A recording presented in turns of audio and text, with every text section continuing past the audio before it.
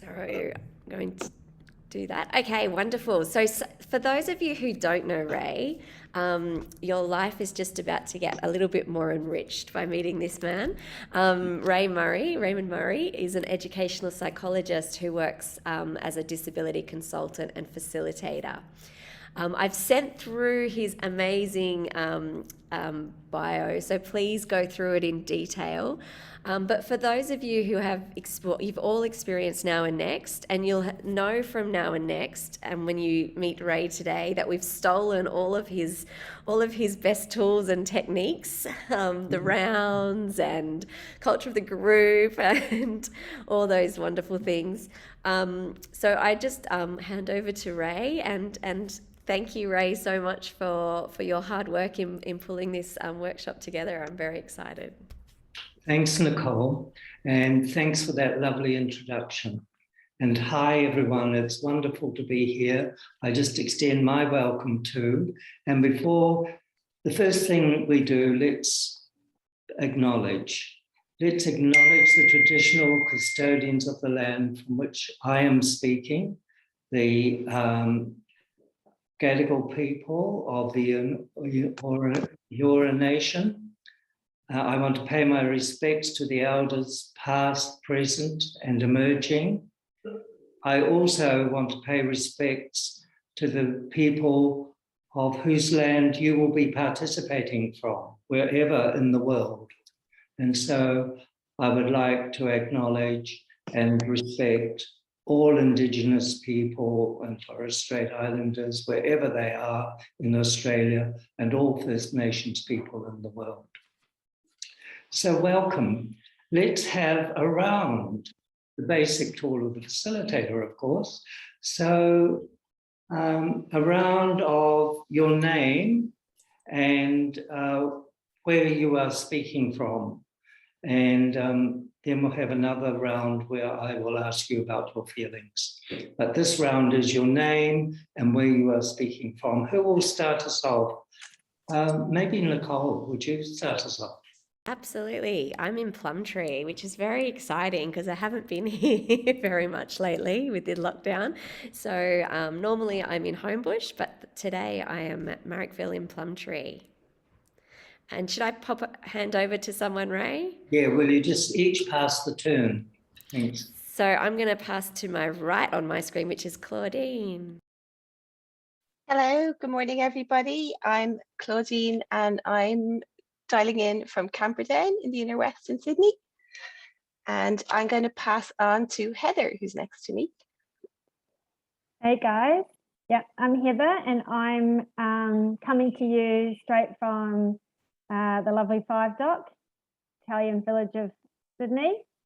And I will pass on to Mello. Hi everyone, my name's Mello. I'm calling in from the Dharawal speaking people, now known as the Sutherland Shire. Good. And I'm passing on to Emma. Hello everyone, I'm Emma and I'm in Bendigo in regional Victoria, which is Dja Dja Wurrung country. I will pass on to Kylie. Which Kylie? Oh, which one? Kylie Aikens. Thank you. Sorry to confuse everyone. Kylie, were you being called KK? Yeah, just call me KK. Very cheeky. Hi everyone. I'm like Mello from the Dharawal lands, known as the Sutherland Shire, and I'm actually from Cronulla, which is known as Curranula. So lovely to be here and to see your faces. And I've missed you, Ray. Thank you. I will pass to Wadzane. Hello everyone, my name is Wadzane. I'm dialing in from Point Cook in Metro Melbourne, Victoria. I will pass on to KK. I'm the other Kylie and I'm in Hobart, Tasmania. Great. You got to pass the baton, Kylie. Let's go down to Mohammed and Aram. Thanks, Kylie. Hi everyone. I'm Mohammed. My wife just went back. Iram, she should be back. I guess we are the only one across the ditch from New Zealand. So we are dialing in from Hamilton, a small town near Auckland. Kia ora. Kia ora. Where are you going to pass it to, Mohammed? I'm going to pass it to Leonie. Hi everyone. Hi Ray, lovely to meet you. I'm Leonie. I'm dialing in from Glen Iris in Melbourne. And I will pass over to Michelle Hogan. Hello everyone, I'm Michelle. I'm dialing in from Sydney, also the Sutherland Shire. So there's a few of us here. And I'm also dialing in with a really bad head cold. So if you see my screen go blank, guys, I just might need to pop out for a little while. So I'll let you know ahead. And I'll pass on to Kate. Is Kate being done? Yep. Yes, here I am. Hi, I'm Kate. I'm dialing in from Earlwood in Sydney, which is known as the Greek capital. So nice to meet you all, and thank you for having me. And I'm going to pass on to, I think, Isabel hasn't had a turn. Hello everyone. My name is Isabel, and I'm in Illawong, New South Wales, which is also in the Sutherland Shire. Right. Is that everybody now? Has everyone had an opportunity to say their name and where they're from? Back to New Zealand. Welcome. Oh, hi everyone. Sorry, you missed my chance. My name is Iram and I'm joining in from New Zealand, Hamilton today. Kia ora koutou katoa. Okay, I'm a New Zealander, guys. Proudly New Zealand, but enjoying Sydney. Been here 11 years now. So another round, of course, get warmed up with rounds. So how are you feeling about participating in this workshop? And I would like to know what your expectations of this workshop are.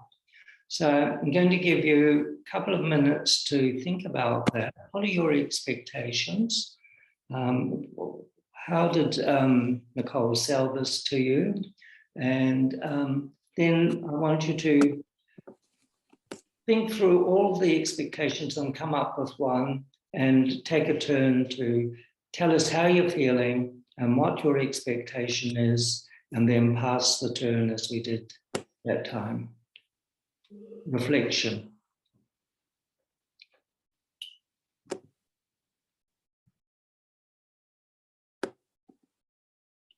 Can we start? Not yet. You're still reflecting. Get your expectations out. You might have more. There might be some hidden ones you haven't thought of. Okay. So, Mello, you would like to start? Was that you who called out? No, it wasn't, but I'm happy to. Oh, thank you. Great. How are you feeling? What are your expectations? Number one expectation of today? Yeah, I'm really enthusiastic about today. That would, I think, express the way that I'm feeling. And the other one is around curiosity. So I suppose one, when you introduce something like storytelling as a workshop, you're going to get my curiosity. When you introduce Aristotle into that discussion, you're going to pique my curiosity even more. But the curiosity in terms of a facilitation would be storytelling, but also story receiving, Ray. So I'm wondering, as a facilitator, how we will receive people's story sharing with us.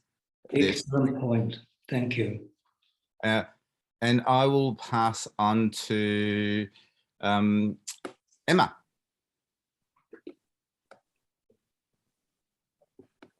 Hi, I'm excited about today. So when I heard from Nicole about this storytelling workshop, it's definitely something that I want to get better at in my facilitation. So I'm really excited to see what you'll be talking about today, Raymond, in regards to how we can better our storytelling and facilitation.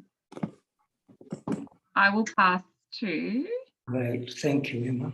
No worries. I'll pass to Heather. Sorry, I'm muting myself. I think I was one of the ones where Nicole mentioned your name, Ray, and I was in before I even knew what it was about. So Thank you. yeah, there was that. So I'm excited from that point of view. And from a storytelling point of view, I do a lot of freelance copywriting. And a lot of that I am sharing. I've shared my own story a lot, my daughter's story, and I've shared other people's stories, and I'm excited to understand how to do that in a respectful way, you know, that yeah. So, and I know that you'll be the person to help guide me on that, because you're a great listener and a great facilitator, so I'm excited. Thank you. So, who are you passing to? Oh, I'll pass the baton on to KK. Thanks, Heather. I'm feeling great. I love learning. I love listening to new ideas and using them in everyday life. So I'm really excited. And what's your expectation? I don't know. Okay. I'm just, yeah, looking forward to it. Maybe you'll tell us at the end. Yeah, yeah. Okay, who are you going to pass to? Oh, Claudine. Thank you. Hi Ray. I'm feeling excited about today. And I had a quick look through your notes, so I was quite interested in what we're going to learn. So for me, or maybe I'll go back a bit. I think sometimes when people tell stories, we don't plan it out enough, and we may think we're better than we are. So I'm interested in learning and from your experience and learning how to tell stories in a positive way and a respectful way, and just to be aware how to frame them as well. Great, thank you. And I'm going to pass to Isabel.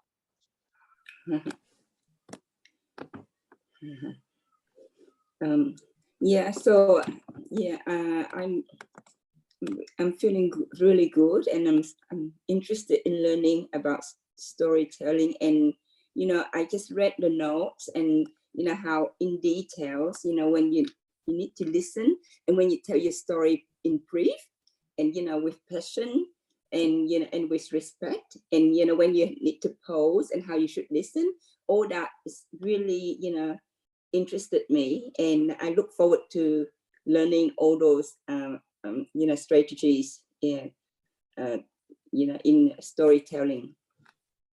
Great, thank you. Who are you passing to?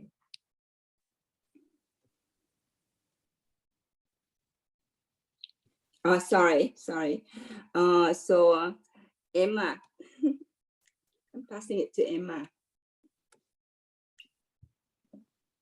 I've done mine, Isabel, but you can pass to someone else if you like. So Kylie, yeah. Thank you, Isabel. So yeah, I'm feeling very grateful to be in this space with everybody and with Ray again.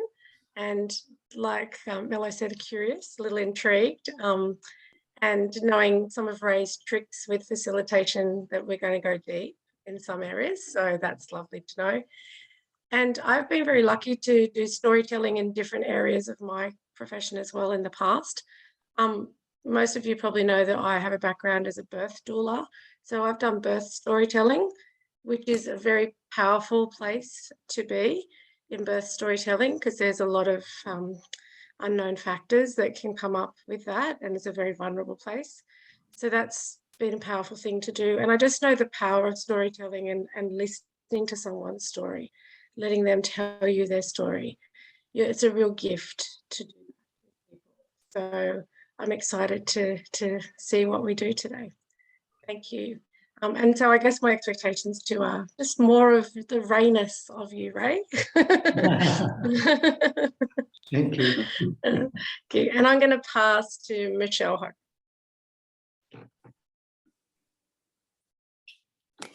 Hey, I'm really excited to be here to actually learn how to tell all those stories that I have inside me in a way that maybe can inspire and connect with others, and this newness to my facilitation journey. So I've just finished with Nicole our training, 8 weeks, and it's really made me reflect on how much I've learned from other stories throughout my life, and the biggest help and the things that have stuck with me have really been the stories that others shared with me. And I want to be able to do that for others, because I'm sure I've got lots of really good, helpful stories that will help others not feel alone or feel more connected or have, you know, something good for them. But I think I need to tweak the telling, my skills in the telling of the story. So I'm hoping, that's my expectation, is to get a little more insight or get a bit better at doing that. Thank you, Michelle. I'll pass to Leonie. Thanks, Michelle. I, like everyone else, am very excited to be here today and feel grateful for the opportunity. I am relatively new to facilitating, and I think just with the few courses that I have facilitated over the last few months, it really has made me so much more aware of the power of storytelling. And how much it can help, I guess, reflecting what Michelle was just saying then. All the workshops that Nicole's offered is brilliant, so I was very keen to jump on board. What I'm hoping to get out of today is just to, I guess, learn how to tell a story in a way where I don't ramble. I'm a bit of a rambler, Ray. So I feel like I need to hone that in a little bit.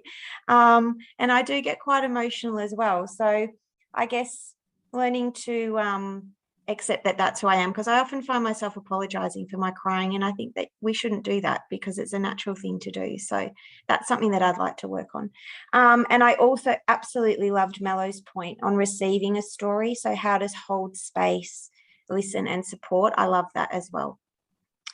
I am going to throw to Kate.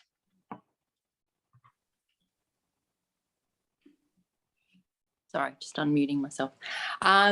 Yeah, I think the word storytelling really caught for me, because I think we all have stories to tell and share and learn as well. And like you were saying, receiving stories as well. For me personally, I'm working in Plumtree Preschool. And I've also have a son with autism, so sort of both a parent and preschool educator. I'd like to be able to tell my story in a respectful and supportive way to families, but also not to be able to pass on any of my baggage or be overwhelming to them, especially if they're sort of new in their journey. And also I want to be respectful to my my colleagues as well, who they're all parents, but they may not be going through a similar journey that that I may be. So I don't want to take away their knowledge and skills and what they have to offer as well. So I hope that makes sense anyway. Oh, I'll pass on to, let me have a look. Sorry. Mohammed and Iram. Oh, thanks. The poor Kiwis in the last. So for us, Ray, we have done a course when you were in New Zealand. So I remember. We have learned many skills that not only in our personal life, but also in professional lives from the last course. The skills just when Nicole sold it to us to say Ray is going to do another course, it was just an easy trick to say what we're going to learn something new. The topic was storytelling. And that made me think what I was doing wrong until now. So I'm just here to learn more. And as well, every story has a start and an end and a lot of things in between. So good to understand what we can do more about it. Great. Thanks, Mohammed. Yeah, I would like to, I agree with Mohammed. Unfortunately, I'll just correct Mohammed. When Ray came last time to New Zealand, I was organizing the course, but unfortunately because of kids, I couldn't attend it. So really glad that I got that opportunity now. Yeah, as soon as Nicole said it's a Ray's course, we were like, yeah, we're gonna attend it, no matter if it's a weekend. But yeah, it's I'm looking forward for learning more, because my role at Mackenzie Center is like a peer worker, and I'm very interested to know how it's of course I do share my story with the families, but how do we share it in a positive way so that the families feel more empowered, they feel more valued, their story is more valued, we're just supporting their story when they share it. Yeah. Great. Thank you. Is that everybody? Is everyone? I think it's all here. Oh, what's the next? Sorry. Yes, yes. Good. Okay, so for me, I was excited when I saw the title of the program that it's about storytelling, because my passion is to start facilitation and peer work from next year. So this course will actually help me to have at least that basic framework in my mind of what storytelling is about, because at the back of my mind, I believe I'm not a good storyteller. But one thing I know is if I at least get a framework of what it means to tell a story, that'll give me a bit of confidence to know that at least what I'm saying makes sense without criticizing myself too much. So I look forward to learning about storytelling. Great. Thank you, Botsane. Thank you. Well, 2 rounds. I'm beginning to feel more settled because of 2 rounds. I'm beginning to think and feel that part of the purpose of the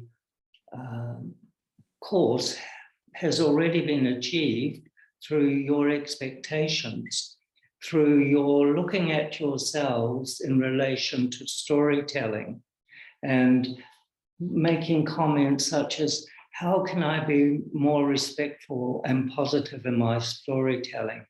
How can I not leave my baggage with other people? How can I make my story empowering? And it's strange, I was thinking overnight, just before I went to sleep, about that word empowerment. And I had a colleague who was very clear that we can't empower others, people have to empower themselves.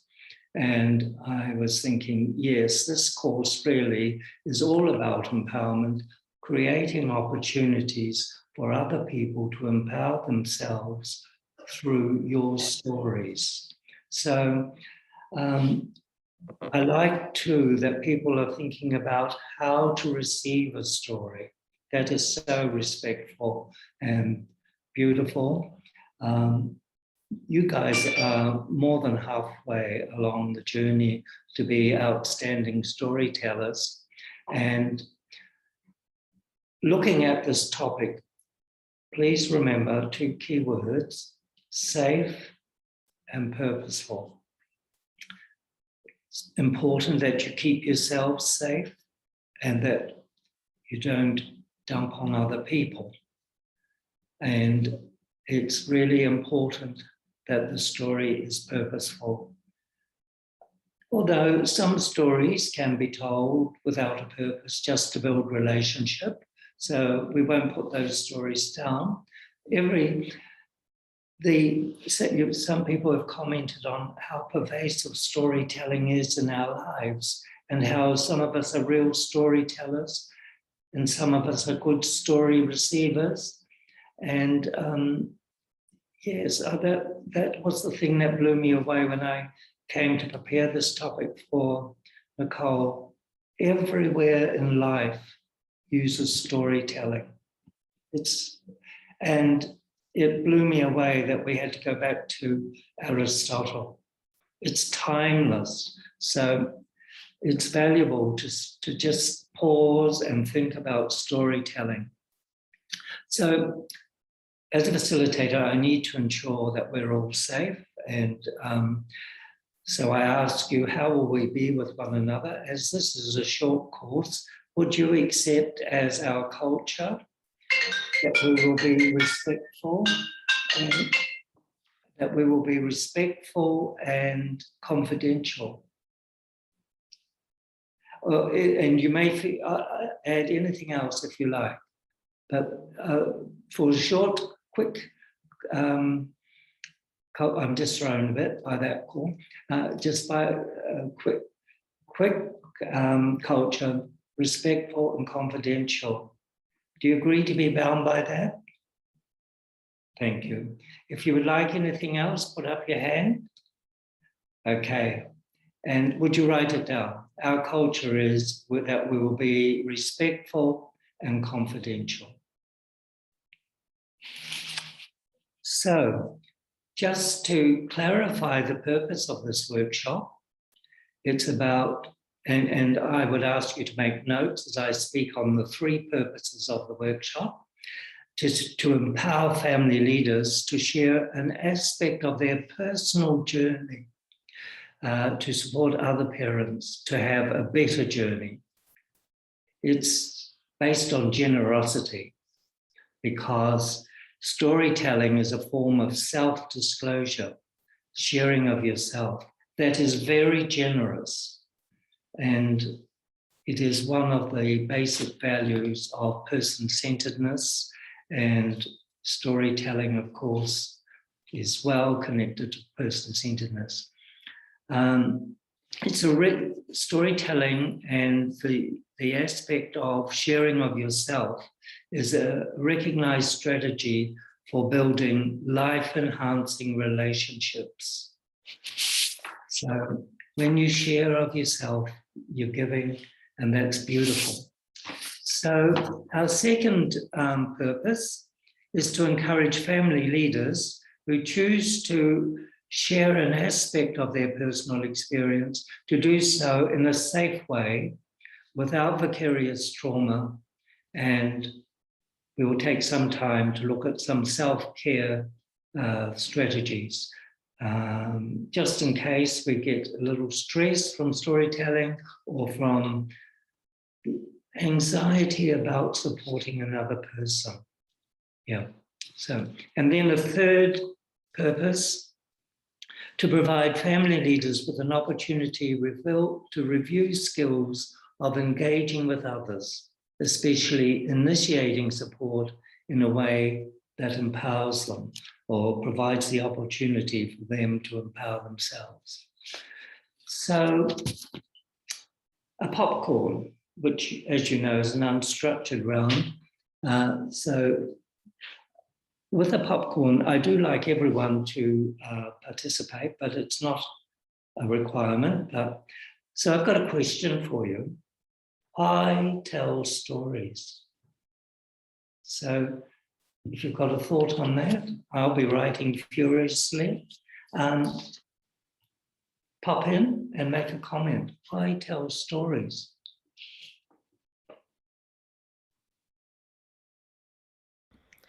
To change, to make a change. To connect. What was that one? Second one? To connect. To connect. To share experience. Right. To inspire. To inspire. Inspire. To learn. To let people know they're not alone. Lovely. To be vulnerable.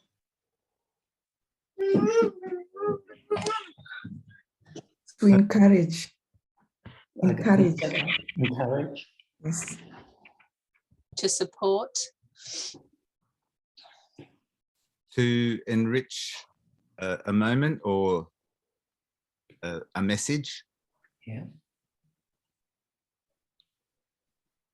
To empower. Yeah. To be real. What was that one? To be real.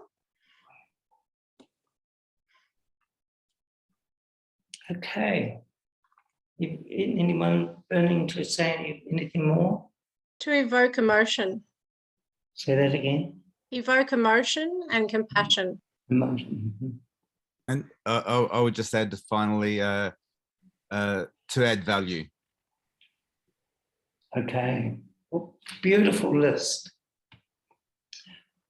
So some of the ideas are that we tell stories to facilitate change, to encourage connection, to share experiences, to learn with humility.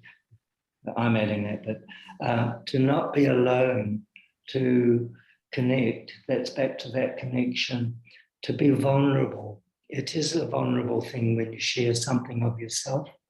And it's good to be in touch with our vulnerabilities, to encourage, so that's powerful, to support, and to enrich, beautiful, to be real, and to develop emotion and consideration and empowerment, to again provide that opportunity for people to empower themselves from learning about someone else's experience, to develop emotion and compassion and add value.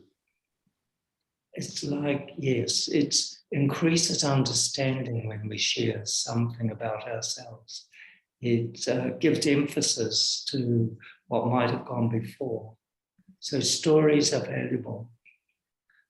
Early in my professional life, I met a man called Roy McConkie. He came to New Zealand and he was on a tour around New Zealand giving talks. And one of the very first things he said was, don't take people, meaning people with intellectual disability, out into the community in large groups. Take them out in ones and twos and threes with a support worker. And then the community begin to change their attitudes and see the person as an individual. But then he also said, people's stories need to be told, the stories of people with intellectual disability.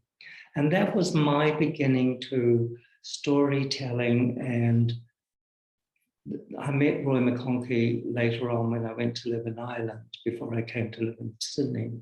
And he did actually do a lot of work and research with my wife, Patricia. And he's in Sydney soon over Christmas because he has now a son. So 6 degrees of separation and storytelling and, the connection. It is a very much storytelling connects us all. Okay.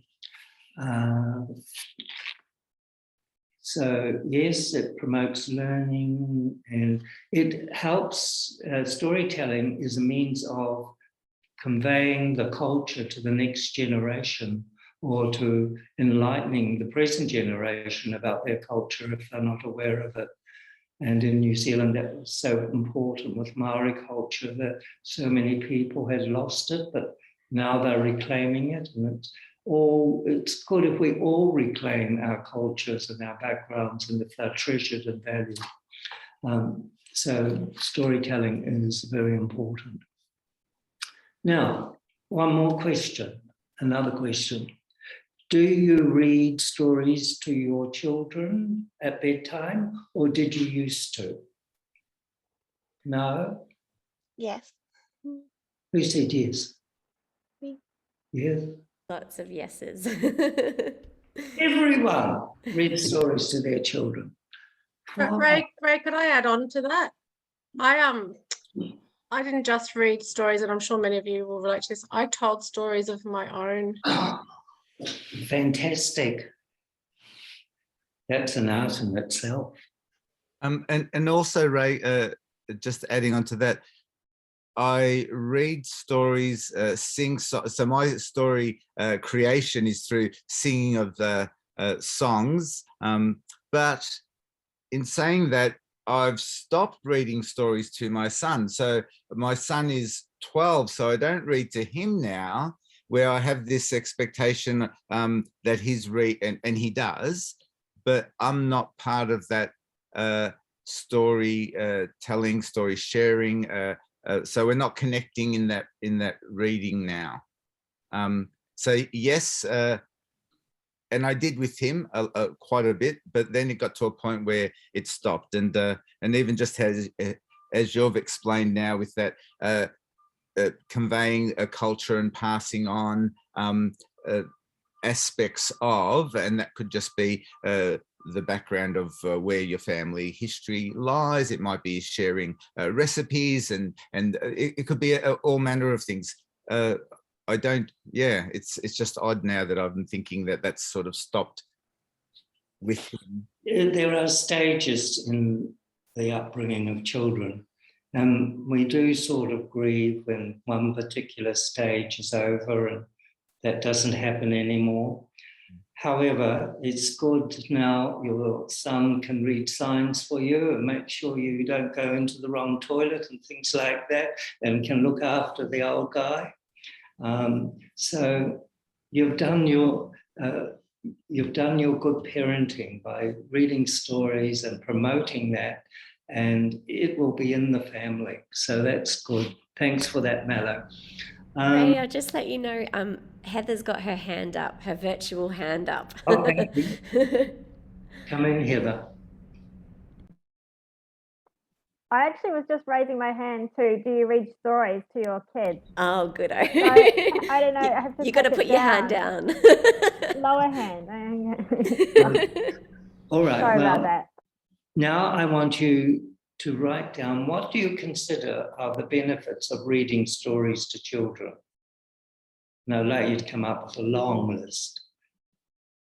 I'll give you about 2 minutes to do this. I'm not going to touch that phone again. Can you just repeat, what do you consider the benefits of reading stories to children at bedtime? Bedtime stories. I'm specific about bedtime stories, although we do, I hope, read stories at other times too.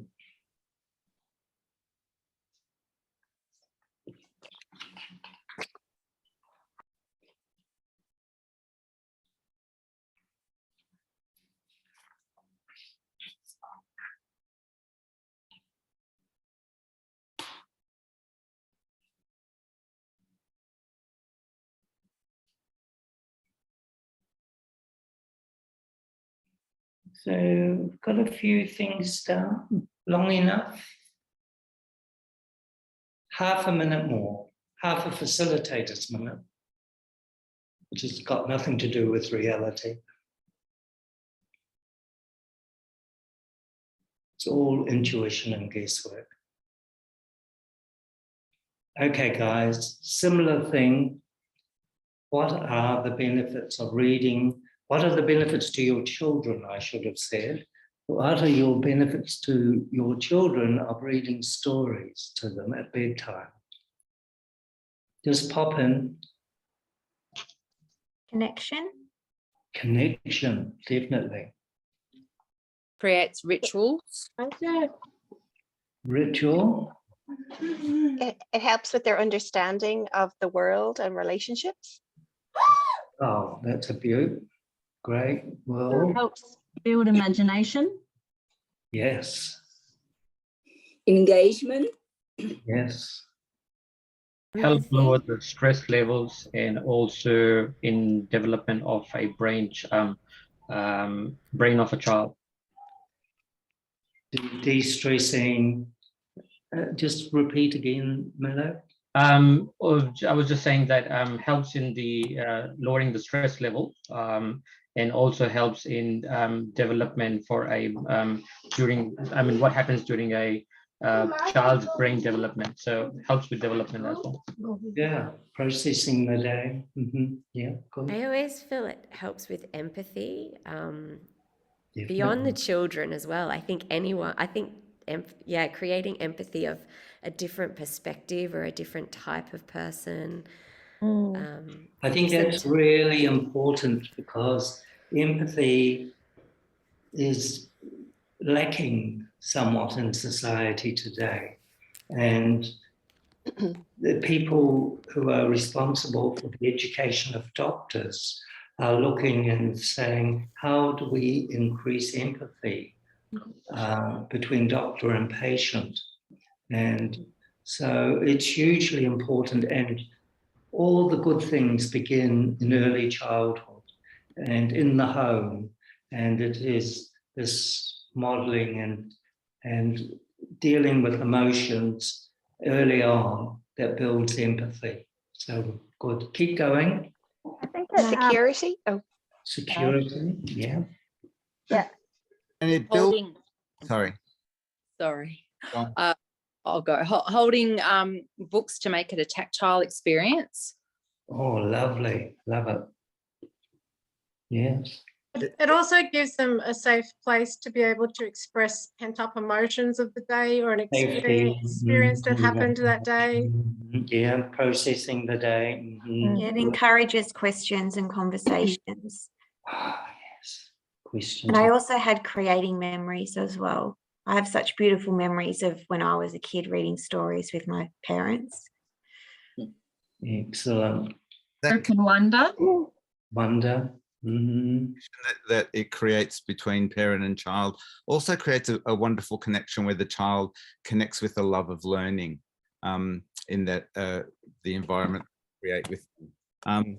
And that then also flows on to building their trust in themselves in those conversations that you have. So it builds their confidence to explore, it builds their confidence to trust in their own expression of that as well. Those comments are so powerful. Anyone want to add any other one?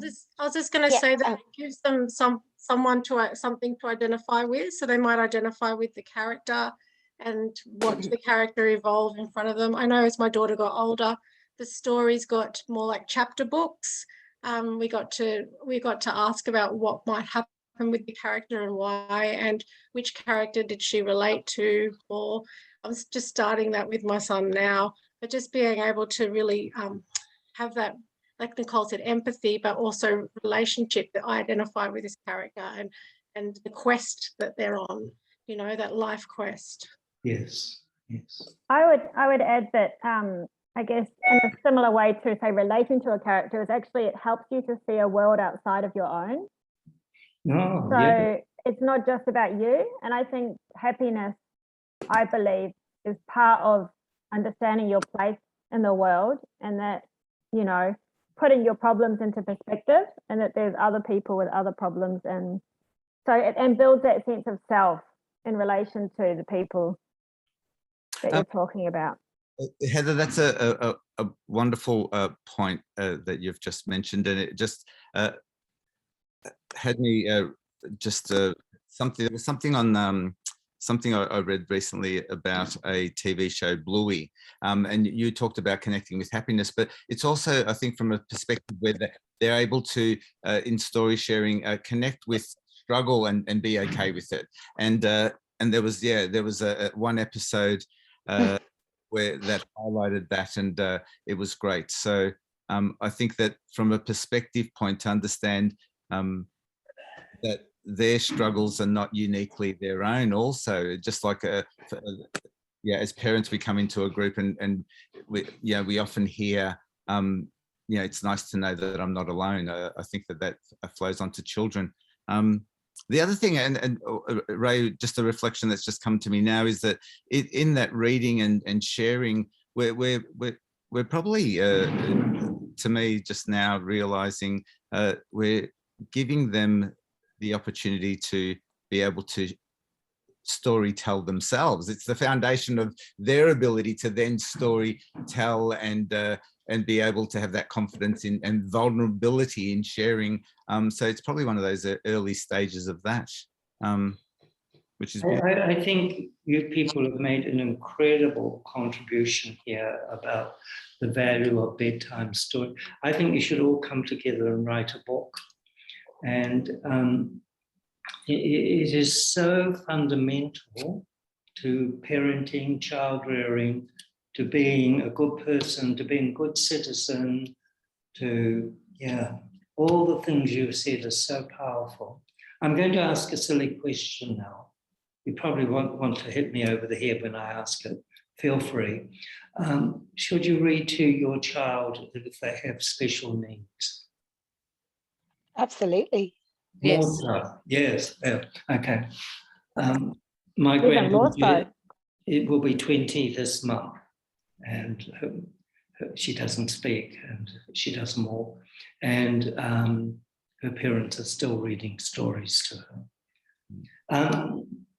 Okay, those were powerful, and I had several comments come over about resilience. Resilience, how do you teach resilience? Okay, well, storytelling is one means, and it's important that we have that ability to bounce back when the world is tough on us.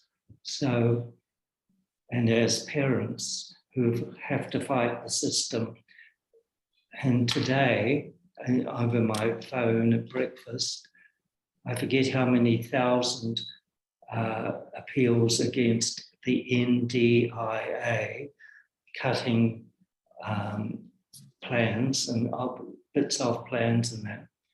So you can't rest. You have to be more than resilient. You have to be on top of everything. You have to be a fighter. You have to be an advocate. You have to be a lawyer. You have to be an expert. So, okay, another question in a couple of minutes, well, supposedly a couple of minutes, for you to write down what are the benefits to the parent, to you, in telling bedtime stories to your child. Go, write down. I've got my list. I did my homework some days ago.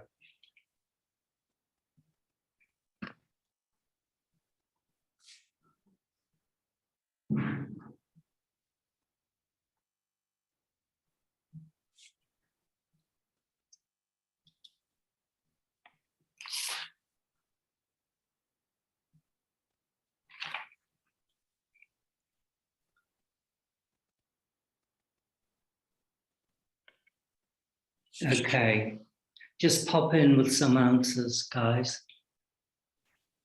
I think you get all of those exact same benefits that children get. And sometimes reading to our children reminds us of the things that we get from stories as well, like that wonder. And so we could read a children's book and still go back to when we were a child and think in that way again while we're reading those stories to our children. So thank you. We absolutely get everything that we're giving to our children. I think as well, we get a chance to be vulnerable with our child and to have a shared experience with the child. And it gives us possibly a talking point about, as I said, I like to share stories about when I was little. And if you ask questions through a story about the characters, you can often start to share. And I know my daughter would share her day with me, but if I said to my daughter, you know, how was your day today? I really want to know, as a parent, you want to know what's going on for your child. But that direct questioning doesn't always get you anywhere. But No. through the character, as a parent, I was hanging out for the story at the end of the day because I knew she'd tell me stuff. And my son's different. He tells things in a different way, but it's still through. It's probably through song, and like Mello said, song can be amazing for story. You know, you can really change the atmosphere with songs through a story. But yeah, it's a great way for us as parents to connect with what's happening inside our child and for our child.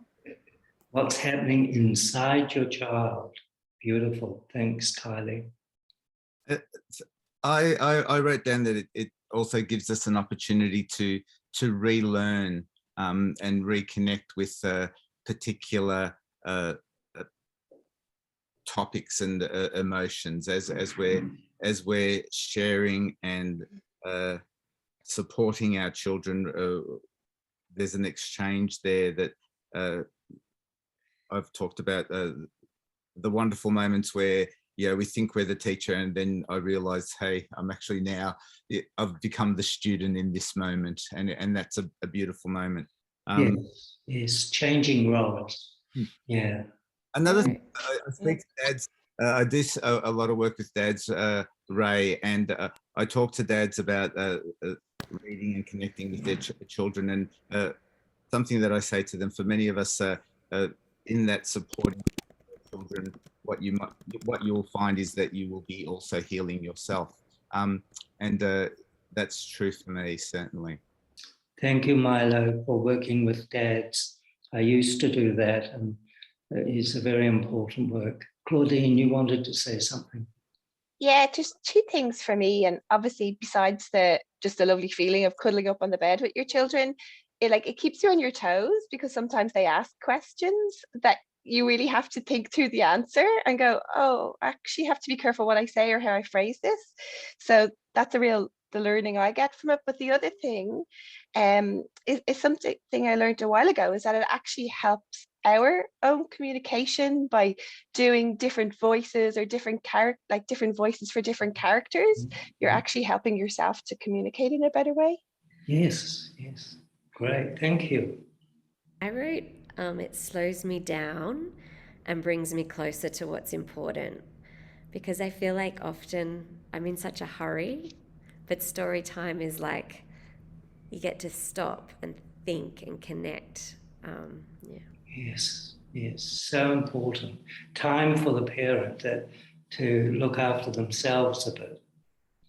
Can I also, while doing something very worthwhile for their child. I was just going to say as well, it brings us to playfulness, and we don't get a chance to be playful in adult life very often. But when we're with children, there are many opportunities. But when you're a busy parent, you miss those little bids for connection sometimes and playfulness. And when you're going through a story, I was just thinking, Mello mentioned Bluey. And if you haven't watched Bluey yet, you have to watch it for yourself. Okay? Because Bluey is powerful. It's a very powerful storytelling cartoon. And it's playful. And I think it models play beautifully through Bluey. And, you can get ideas from that. But the stories, they give you ideas. And I know sometimes when I'm not reading a bedtime story with my children, but I'm in the car or out shopping, we talk about the story and we're going on a bear hunt. We're going to catch a big one as we're doing the shopping. So you can bring stories into your everyday, ordinary moments that create a whole different connection and can take the stress out of it. Right. Be playful and tell story and get a completely different experience from the boring old shopping, Yeah. Great, thanks, Kylie. Patricia's a great enthusiast. My wife is a great enthusiast for Bluey. She's very keen to get it to our granddaughter. I wrote down the benefits to the parent, another opportunity to demonstrate your love, a time to experience calm and bonding, an opportunity to teach values and emotions. Some of these have come out in other ways. An opportunity to give your child the greatest gift, your time. That's the greatest gift you can give your child. Time with you. Time. Each child needs some time on their own with you. Sometimes that's hard, but it's the greatest gift. Okay, we need to move on. Unfortunately, that's great responses, people. It's thrilling to be here with you and to hear these great answers. I'm loving it. I'm being really enriched. Okay, now we're coming to, I've got a question here. I'm not going to have a popcorn on it as I would like to, because I might come back to it later, but just put your hand up for this one. Who has been helped by a story from another? Everyone. Everyone. Stories have helped us, yeah. So I was going to then ask give a brief indication how the story helped you, but we'd probably be here till lunchtime and we'd have to come back and be here till 5 o'clock. So we'll go on to the main part of the workshop now, which is the storytelling for the purpose of the workshop is to focus on shorter stories, but just a brief mention of longer stories. Now, Aristotle suggests that longer stories, the structure should be character, theme, what's the theme? Dialogue, melody, decor, spectacle, all the elements of drama in there. He wrote that about 300 BC, 300 and something BC. When I go online and look around storytelling, it comes up again and again and again. Okay, so that's a big story, like maybe a film, chapter in a book, a conference presentation, a journal article, a module of training, longer story. Okay, if we're wanting to support someone in the moment, we're not going to get all of that in. So I've come up with a briefer structure, and it's have a beginning, have a middle, and an end. Three parts. How will you introduce your story? How can you engage with the other person? How will you get their attention? In the middle, that's the guts of the story. So some people mentioned that they might talk a lot. I've got a thing about too much detail. And so how are you going to manage that? So this is where we need to do some thinking and reflecting. So what are the main points you want to get across in your story? Especially if we're considering supporting another person, or being there for them, giving of ourselves to them to make their journey better for them and their child. So it's taking that time to reflect. Reflection is so powerful, we all need to do some of it every day. But maybe 3 key points, but one of them, no, 3 main points, but one of them is key. So reflection, getting your things out, and then ending. How will you end?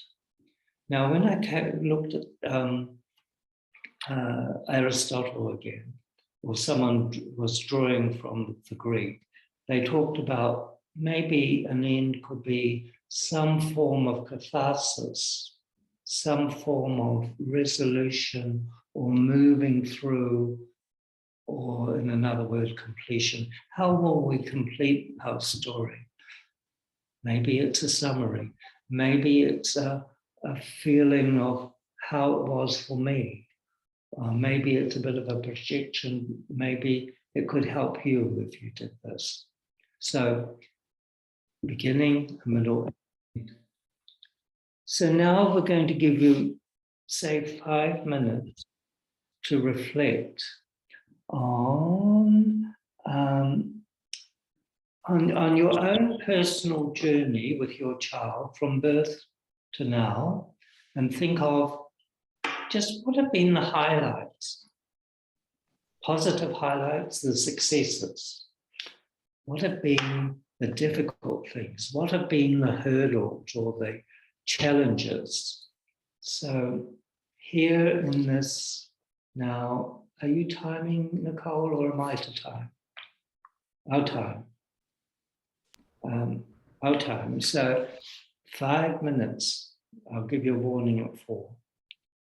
5 minutes to make notes for yourself on those important marks in your story.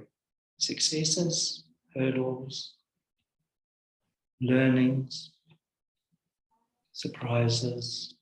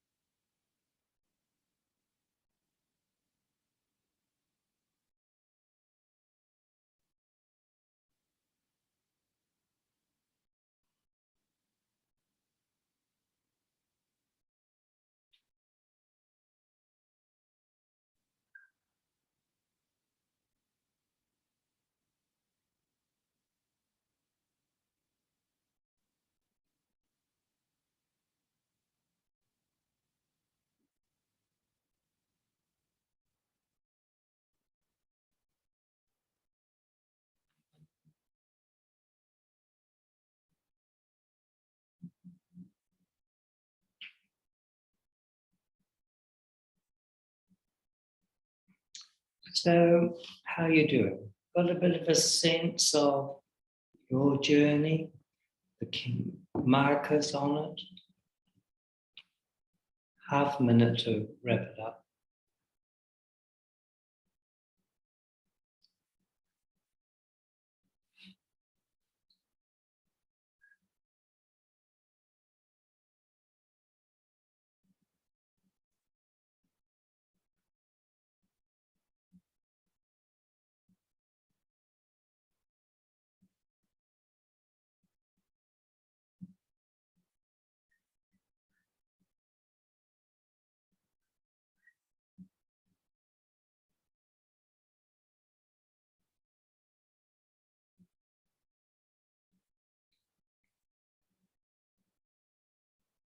Okay, so now your task is to look along there, to look at what you've noted, and to choose one highlight, one hurdle, one aspect of your journey that you think would make a good story to support someone. And I just wrote this morning a point to myself about the stories. The story doesn't have to be an exact fit for where the person's at and what they're going through. What is important is that it shows the other person that there have been strong feelings of challenge or success. And it's that recognition of feeling that we've both been through a feeling experience that builds empathy. So, okay, take a few more minutes now to begin to plan a story that you would tell someone else to support them. A story based on your experience with your child. Now, some of you have been telling stories for a while and you are pretty experienced. So this is a chance to shape up one of your stories. And of course, with your stories, you have various versions to fit various occasions. If you're at the bus stop, you might have a very short version if someone comes and asks you something at the bus stop. But if you're at a parent meeting and you can hive off a little way, you might have a longer version. So it's thinking too about the detail. How much detail? How much will I reveal about myself? How much will I reveal about my child? All of those things I want you to consider now as you start and prepare a story. And then we'll give you an opportunity to actually share your story in a little while. Okay, off you go. Stay here, but write or make notes or jottings, or write it out in full if you wish, but notes are good. Jottings or graphics, whatever's right for you. A few minutes from now.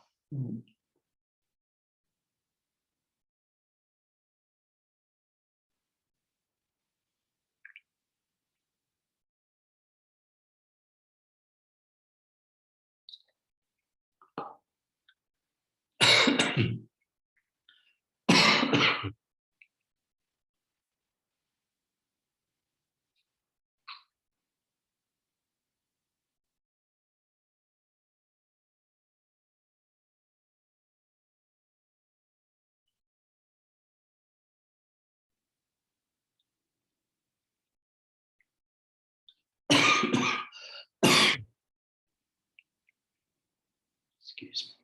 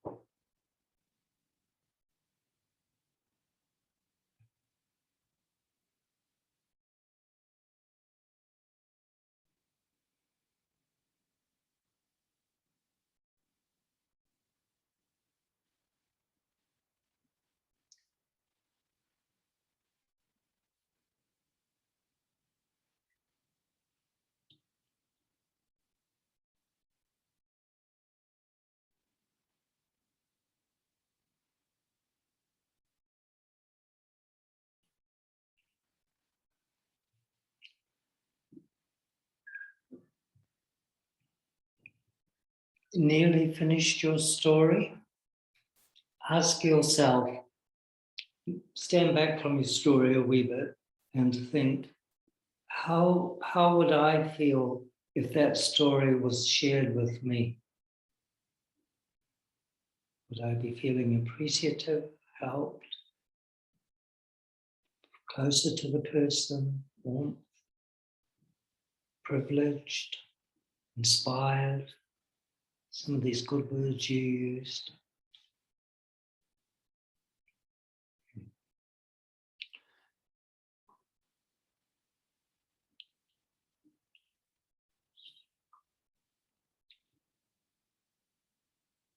Okay.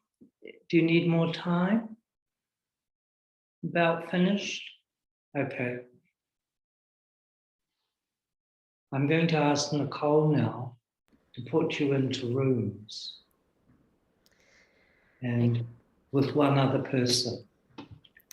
I think it'll be just in twos, and you will have 10 minutes to share your story, up to 10 minutes. And let me read what I wrote. Yes, 10 minutes with a reminder that at 8 minutes to change roles and for the receiver of the story to give some feedback. I'm going to read what I've written here. When you are the speaker, when you're sharing your story, do so in a calm, relaxed tone with the pace varied a bit, but not rushed. Take your time. When you're the listener, do your best respectful listening. Do not interrupt, but you can encourage with eye contact, nods, smiles, yes, or go on. When you've been told a story and your partner has finished, tell your partner what you liked, appreciated, found helpful, or anything else about the story. Then, if appropriate, you don't have to say this, but then say, next time consider. You might say, next time consider pausing more. Next time consider a different ending. But only have one thing in the next time consider, if you do have a next time consider. I'm not a great believer in negative feedback. So if you're going to give a suggestion, please phrase it positively. Okay? So, would anyone like me to repeat those instructions? Excellent. Okay, over to you, Nicole. Okay, so I'm separating you guys into pairs. Muhammad and Aram have got their hands full, I believe. So we'll do a group of 3 for you guys. Everyone else should have pairs. So you're more than welcome. You can come back into the main room at any point if you've got any questions. Just just leave room and you'll come back and you can check in with Ray or I if you're stuck. So I've opened all the rooms. So you should be able to click on and surprise who you're with. Sorry, I just missed one last bit. How long do we have? 10 minutes, or well, really 8. Each. Per person. Each person. Thank you. Thank you. Yeah, and at the end, I will time this. Can you still hear me if you're in your rooms, obviously? No, they can't, but I can send them a message, Ray. Okay, great, Thank you. Nicole. Thanks, Carly.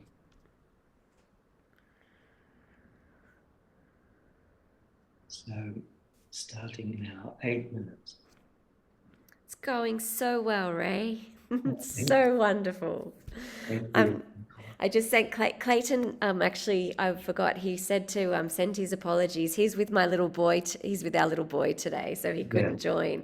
But he wishes he could be, and he's going to watch the recording. So he said send his regards. Lovely. Please reciprocate. I will. One day we'll catch up. Yes. And all these COVID things are over. I know. And it's always tricky with the two, like there's like Eram and Muhammad. You know, one of you's always busy with the child till they get a bit bigger. Yeah. How old's Henry now? It's Harry. He's 7, so he's getting bigger. But his Saturdays are his special dad days. So they have a bit of a ritual where they go for a bike ride over at Olympic Park there every Saturday. And then him and his dad go to the pub and have lunch. It's a ritual. They do it every Saturday. Oh, that's wonderful. Something when I was doing training for for person-centered champions, when we're doing mentoring and people changing themselves, when coming back months later, the mum guy said he now took the people out one at a time on a Friday night to a restaurant from the group home. Didn't take them all out. Nice. Took them out and they made them feel special. And they could choose the restaurant. And, yeah. How wonderful. Those experiences with a dad are really good. My son-in-law, he does things with his Harry, and he's coming to New Zealand in February, and he's bringing Harry with him if Harry can get off college. Wonderful. Is there someone who has a Henry? There is Jen. Do you remember Jen? So she actually adopted a little one with additional needs, and so she's not working at the moment because she's with caring for him. But yes, Henry and Harry are about the same age, and they get on very well. But I haven't seen Jen and Henry for a long time. Miss them. It's with COVID we haven't caught up, but yeah, everyone always gets Harry and Henry mixed up because they're very similar. Any word on Silvana? I haven't heard from her, so yeah, I think it was pretty.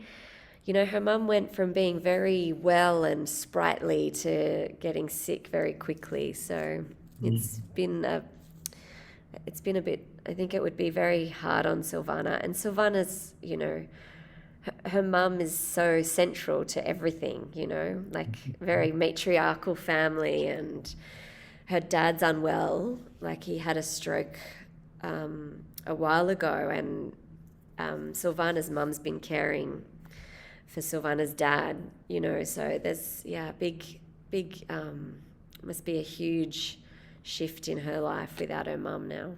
Oh, yeah. But it was interesting you were talking about the power of stories, and Mello brought up about dads. And I remember there was a couple that did our Now and Next program, and it was online.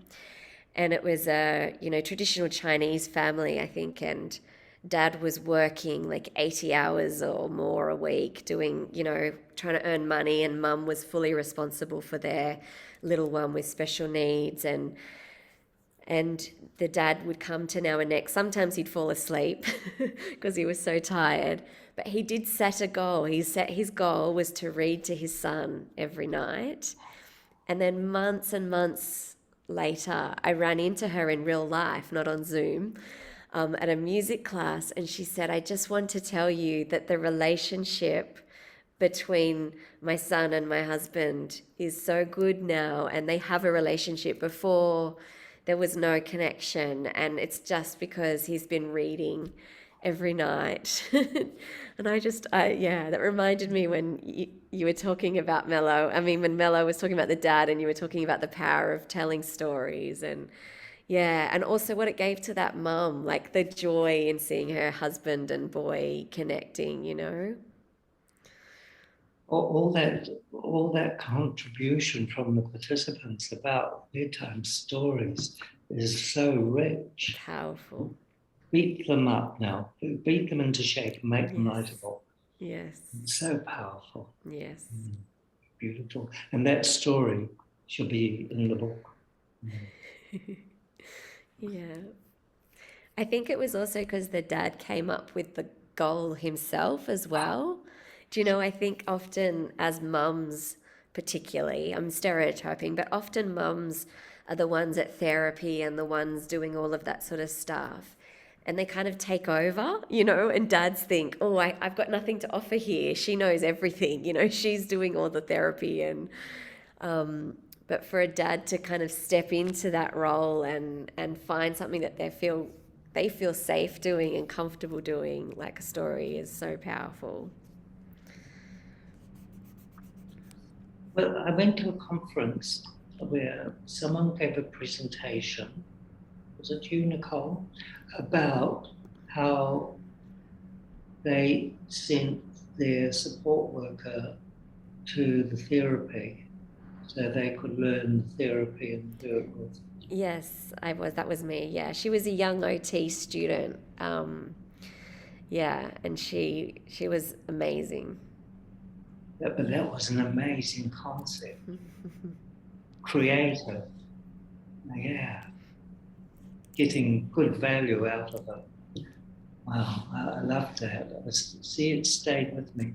I forget a lot of things these days, but some things stay. Power of stories are yeah, I think, you know, stories. I remember going to Ireland for a conference and just hearing so many stories of families further along in their journey, or people with disabilities themselves, that were able to share their story, and it changed it changed the trajectory of my little boy's life just from those stories, you know, because reminded you of what's important, which is not therapy. I mean, therapy can be an amazing help, but it's about the life that you want to live. You know, it's using therapy to support the life you want to live, you know, not therapy becoming your life, which is what happens in the early years when you're when you're first in this journey and doctors are saying to you, you've got to have all this therapy and you've got a small amount of time and all of this sort of stuff.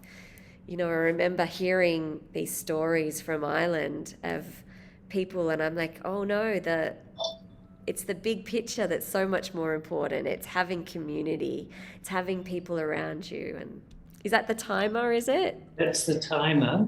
So is that 8 minutes? That's 8 minutes, so they've got 2 minutes to give feedback. 2 minutes. Wrap up and to receive feedback. To give feedback.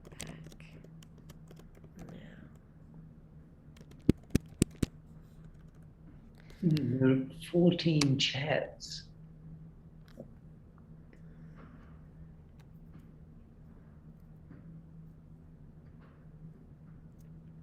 No, it's all lovely, those chats.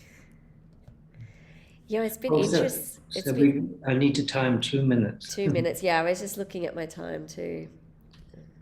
Yeah, it's good.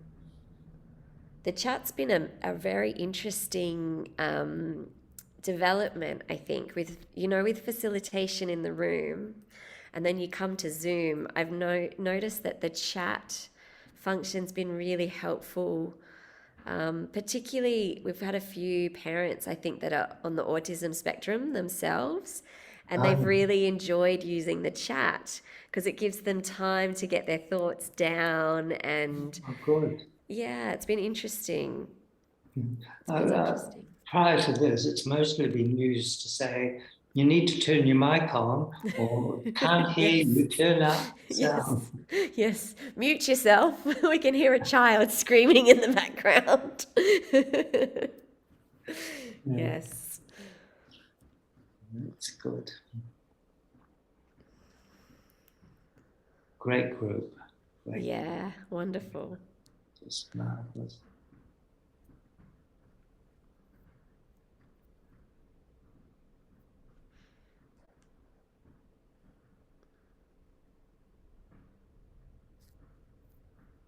I think it's a good size too. It's not too big, not too small. It just seems No, a perfect lovely, amount. lovely turnout. Mm.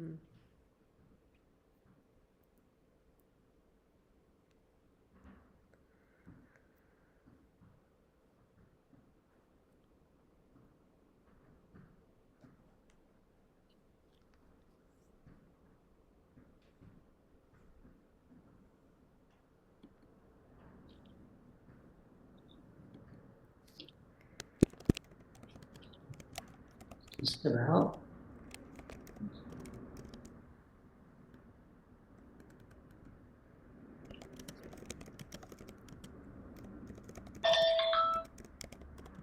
So that's 2 minutes. So the next person should begin to start their story, to share their story.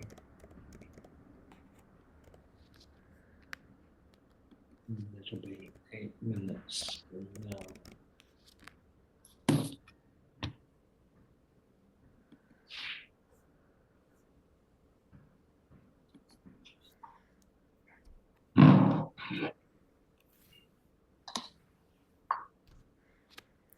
I don't think of you as over there at all. I think of you as right here.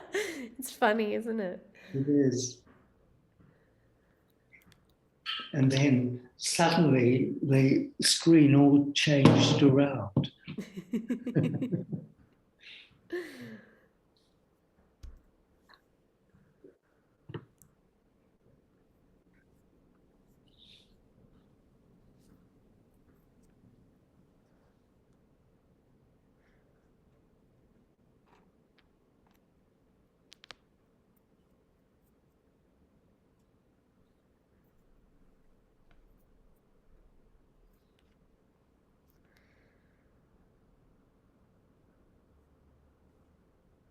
Pretty windy sort of day outside. Yeah. Mm.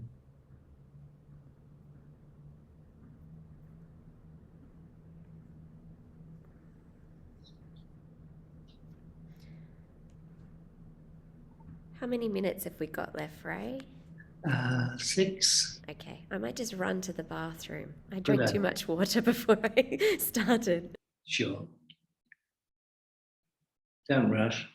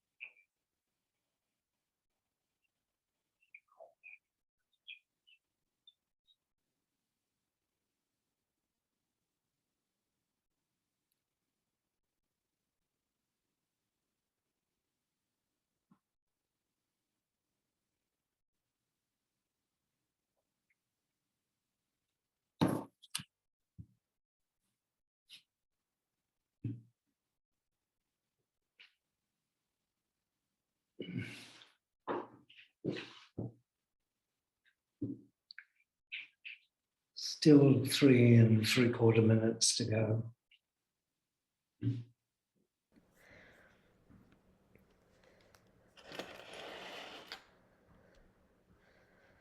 What are you up to for the rest of the day? I think we might walk to Redfern Post Office and get our 3rd vaccination. Oh, good. Boosters are available there, and you can just walk in. We should wait. We were supposed to wait till the 22nd of December, but I believe that they now will do them at 5.5 months. And they're thinking, I think, of doing them earlier too. They're a bit worried. Yeah. Yeah. So, good idea. Did you get sick from the last? Nicole? Did you get sick last time when you had a No, vaccination? no, but we were going to do it yesterday, and we thought, oh, it could be sick, so we didn't do it. I was very sick with my second one, all day in bed. Oh, But the yes, first one, I was fine. our So. daughter in England was, yeah.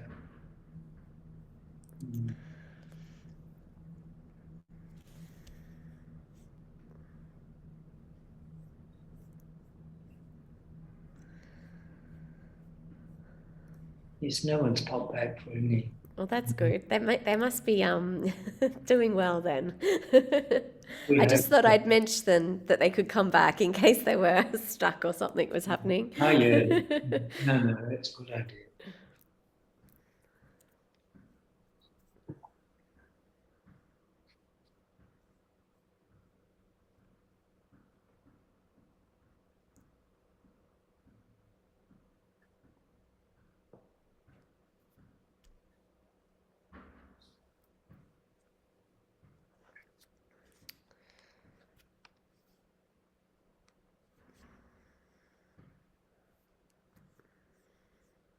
So you used to be involved with Parent to Parent, didn't you, in New Zealand? Is that right? I did. I was one of the co-founders of it. I thought so, yeah. Yeah. One of our lovely facilitators in New Zealand also works at Parent to Parent. But she, unfortunately, her daughter passed away suddenly, very recently. So she's not very, not ready for storytelling and things yet. Yeah. But it's good that she's they've just got a new CEO. I don't know if you know. There's a new CEO that's just started, and the new one had left, Jane. Jane, yeah. So the new person, I can't remember her name. It's not. She used to be. She was here in Australia, and she went back to New Zealand. She's not a parent though. I think it should be a parent. Yeah, I do too. Here comes Kate. You're very keen. Hello. Hi, Kate. Hi. Are we early or late? You're a little bit early, but that's okay. Oh, okay. I put our stories are a bit short. I put our educators together. That, you cheeky. Yes, that was great.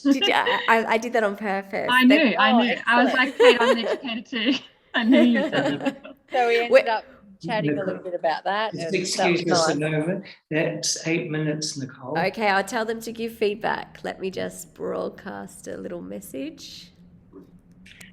Have you guys got your notes with you?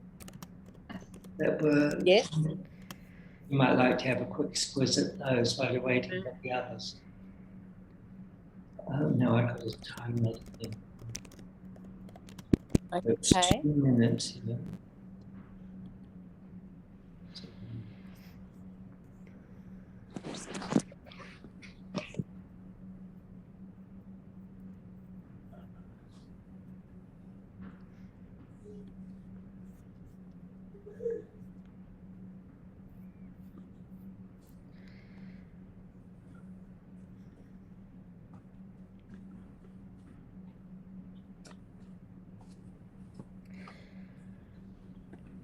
I was just reflecting on the stories we share are great for parents.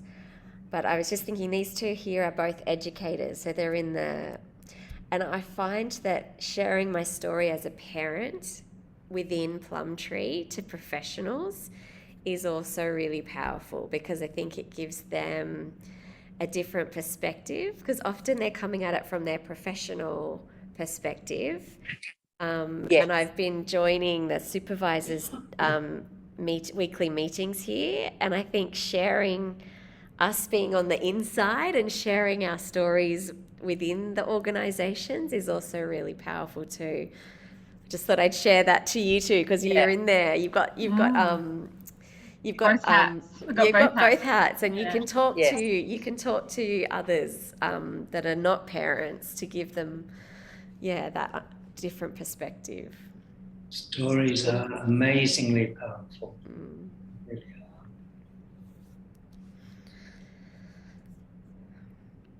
It'll be great having you, Kate, in the preschool room, like trying to connect you up with the peer workers as Intertwining with the well. I peers, think it'll be yes. so good. Hannah, Yeah. it was Thank Hannah's you. idea, and I was like, fantastic. Well, I think because maybe a couple of parents have sort of connected with me, and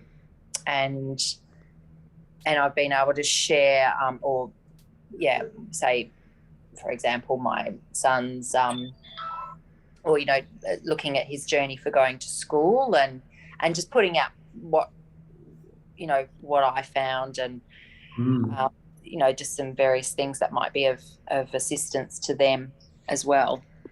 Great. I've closed the room, Ray, so they'll be back in about 45 seconds. Okay, that's great.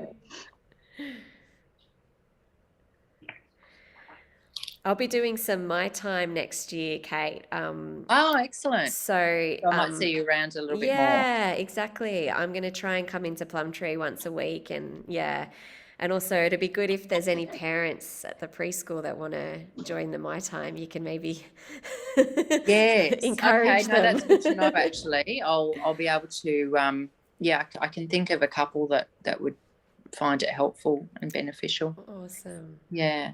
Okay. Will that be on a Wednesday? Because I know it was happening. I can't remember. I need to double check. It doesn't matter. Once it's sorted, I'll give you a flyer and get you to help me promote. Yes. Hi, everyone. Welcome back, guys.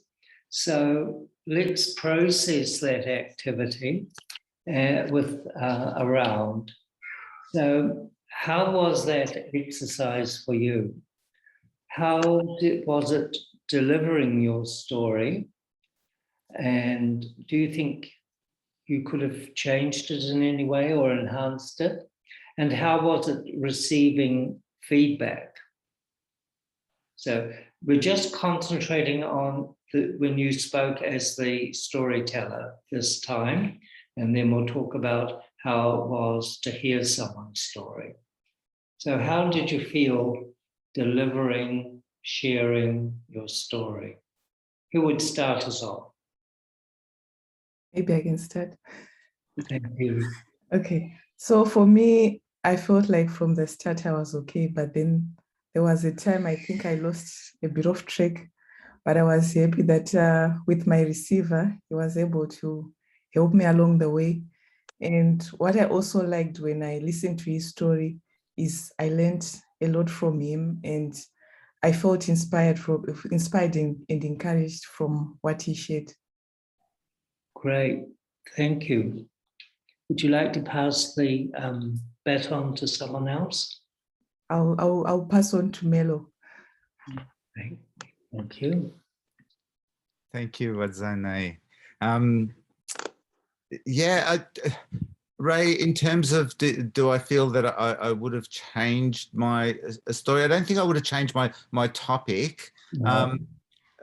But given more time, I might have worked on that, and just keeping in mind that the framework that you were just sharing with us in terms of those 3 steps, that the 3-act storytelling framework, but otherwise yeah, I felt I connected, and obviously I've shared my story quite a few times. I'm sure. So it felt like I was delivering it in a way that was respectful and was hopefully adding value from an experience of being a parent of a child with a disability. Receiving the feedback was really nice. Hold that, and we'll come back to that. Okay. Pass the baton. Oh, okay. I will pass on to Kate. Yes, I thought it was really helpful to be able to share and to get feedback, and also just what they liked that I didn't. You're frozen. Kate. Come back, Kate. Ah, there she is. Oh, we missed am I some, here? Kate. You froze. Oh, did I? Yeah. Okay. Do you want me to repeat that? Yeah. Okay. So as far as telling the story, it was great to receive the feedback and what they liked, and yeah. Good. So it was it was getting that other point of view or perspective. Okay. Thank you. Where will you pass the baton to now? Who will I pass it to? I'll pass it to Michelle.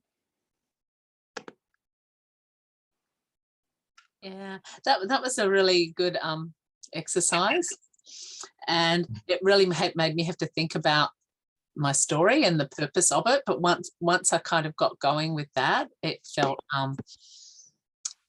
good, and it made me structure it too, that I had the end, like what the point of the story was for someone to receive something positive and helpful at the end of the story. So, and the feedback was really, really good to receive. Thank you. Good. And baton? To Emma. Yeah, I really enjoyed the opportunity to share the story and use that kind of template of beginning, middle, and end. I felt like Michelle was saying, having that clear ending where you may be summarizing your point was really helpful. And I think just when we're planning those stories, and the more that we know our own story and how we're going to share it, we'll build confidence in sharing it. Because I felt, since it's the first time I've written this little snippet, it was a bit, I didn't have the confidence to share it without saying a couple of times. So I know that I'll reflect on that and be able to share it without doing that the next time. Oh, that's great. Terrific. Thank you. Baton? I'll pass to Isabel. Yeah, so I'm happy that I got someone to listen to my story, and like my story got listened to, and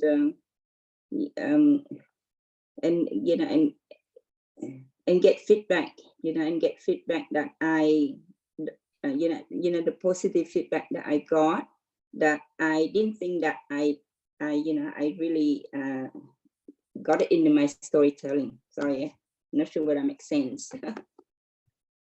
Lovely. Okay, pass the baton. Who will you pass to?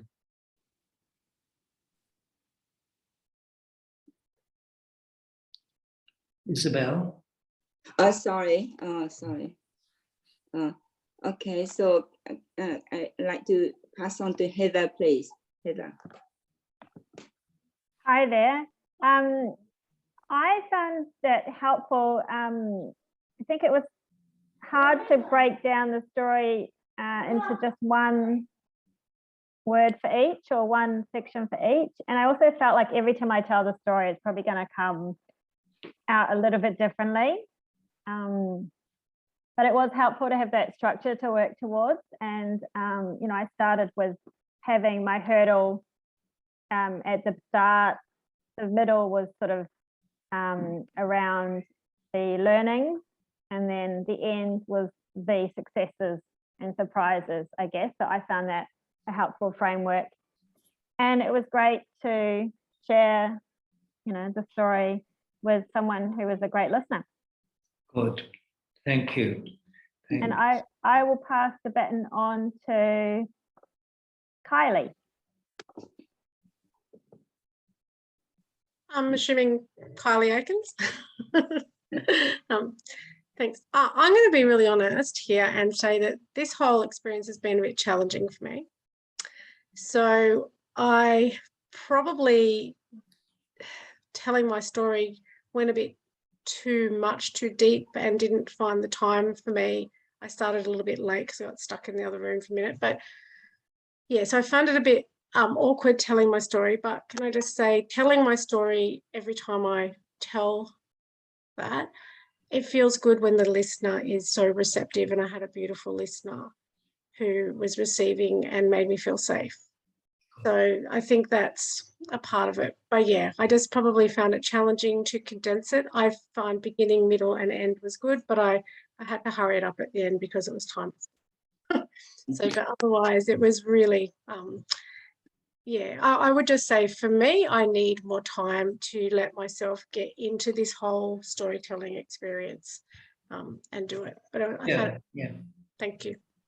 And I'll pass it on to Claudine. Thanks, Kylie. I actually, similar to Kylie, found this a little difficult. It's a story I wanted to tell, but I did feel quite raw or vulnerable telling it.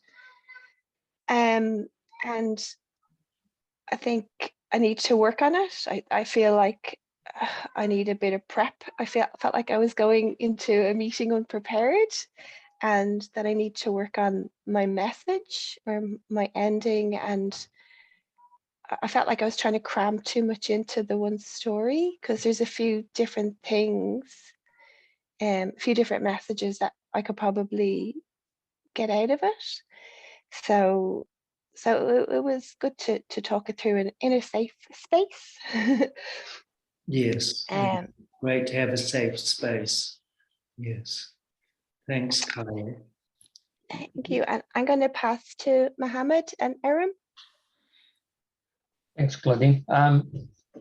It's interesting how a person mind, like an individual who's sharing a story, adapts to at the time of telling a story. So if we were in a breakout room with one person, but it might just change when you're in a room with more than one. So whereas you are accepting a kind of a connection from a person in terms of whether it's a nod, whether it's a or so any kind of connection, and that changes your story. So you might be on a thinking, and what I found in this one is we did had a story, but we kind of branched out more into success stories, trying to say more of successes based on the feedback, whether it's a body response or an eye gesture or a hand or anything. We kind of branched out into more success stories, just trying to relate the positive neurons that's were happening in that. So that's what I found while sharing the story. Thank you, Mohammed. I'll share mine. My experience with the other person was, I learned to be a good listener, just focusing on the end reflection part, trying to get out the positive things of the story. And yeah, I struggled just thinking about what to share, because it was not in stream. Like, when you are sharing with some other parents, where they are at, how they are feeling at that moment. Which story would connect with them. So I find that a little bit difficult to, just to start, where do we start? So yeah, that's my feedback. But overall experience, but I got a good learning of, how you can keep a story short and more purposeful. Good. Thank you. I would like to pass to KK. And Susie. And Susie. Yeah. Okay. I find if I just talk about a story, I get really scattered and just do a lot of umming and ahhing. So I always have to write my stories down, and I try and be really clear with my key point, which is what I did when I did my story. It wasn't probably edited the way I would normally like, but we both became quite emotional. So I think it worked, and it was like a positive kind of emotion. So yeah, it was really good to be able to share it. Great. Thank you, Kylie. Oh, I'll pass on to Leonie. Thanks, KK.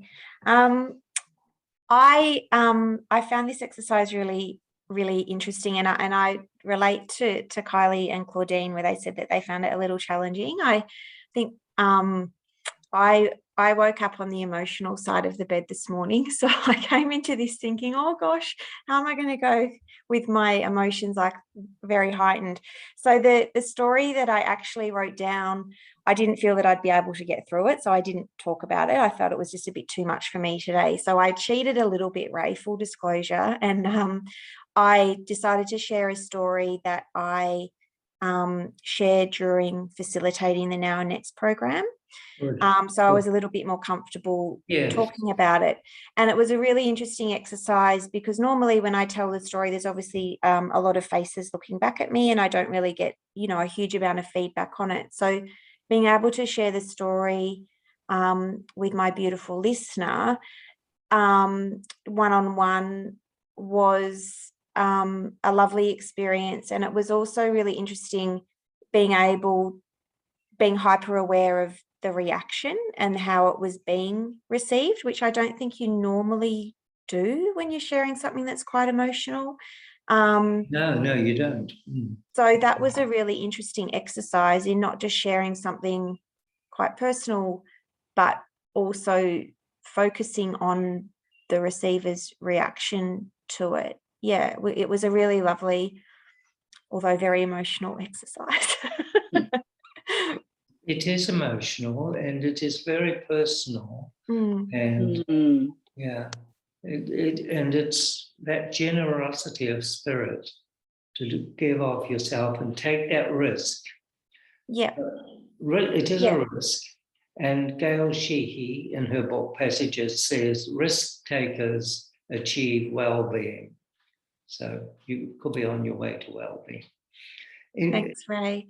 Anyone else we haven't had yet? Has everyone had a turn? So how was it receiving the story? That was telling the story. How was it? So can you come in with a brief comment on this? Popcorn, just pop in. And I'm aware of time. Is it all right if we go on a little longer? Not too long, no more than half an hour at most. That be all right? Thank you. So how was it to hear the story, to be the receiver and to give some feedback? Oh, and Mel, you can give your feelings about receiving the feedback too here. I think I cut you off too soon. Sorry.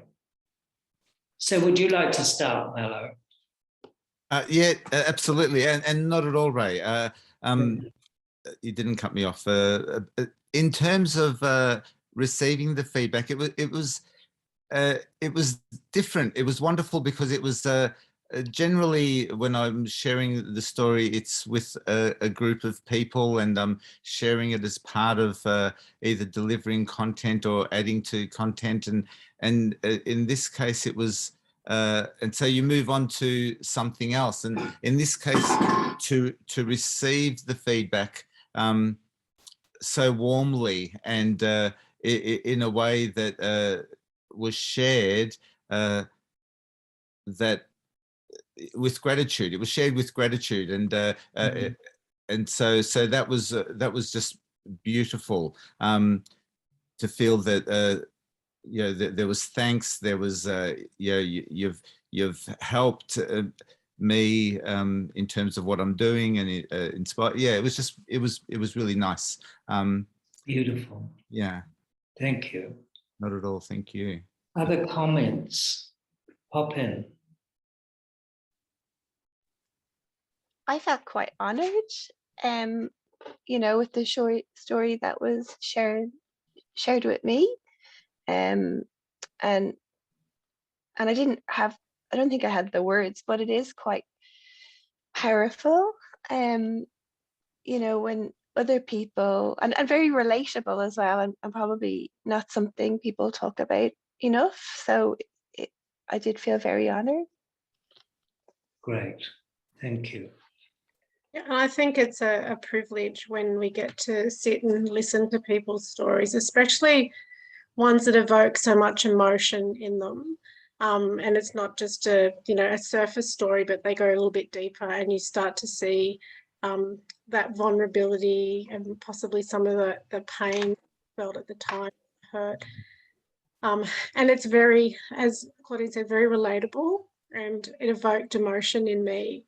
So I felt really honoured, as Claudine said, and privileged, but also to then give feedback to it when you're feeling those feelings yourself. And I think, that the feedback comes from a place of kindness. You want to be saying, I wanted more. I wanted to know more. I had questions to know more of your story. Yes. And how you got to that place of learning at the end of your story. How did you learn those lessons? And yeah, so that's why I would have loved more time to have questions. Thank you. That's beautiful. Thank you. Who would go next? I'll go, Ray. Leonie. That's okay. Yeah, I think that it was such a unique opportunity in that, and I think this has been said a few times today, just how busy we all are, and that's what I enjoyed hearing about when we were talking about the storytelling. So many people said it was a way to just sit and slow down and be still. And doing this exercise, particularly the listening part of it, really highlighted that so often we just don't give the time to the people that are talking to us to just truly sit and listen and not be interrupted or disturbed. So this was such a beautiful exercise where we knew that we had that that time one-on-one where we weren't going to be disrupted or disturbed. Although there was a time limit on it, you were actually able to really focus in, listen, and listen intently. And I was quite taken with the story that I heard, and I think the feedback that I gave, because I just felt it, it was the word that came to mind the whole time was gentle. It was such a gentle story that was shared, and such the way that my partner was talking was just so gentle and beautiful. It was really lovely. And then I think the feedback that I was given, which I really liked, was that my story was gripping. Gripping. So that was fun. But it was a beautiful exercise. From now on, claim it. Yeah. Claim your gripping story. My gripping story. Yeah. Thank you. Isabel. Yeah, I really appreciated the story I was told. Like the structure of the story. Like the beginning, the middle, and the end. So the beginning was the challenges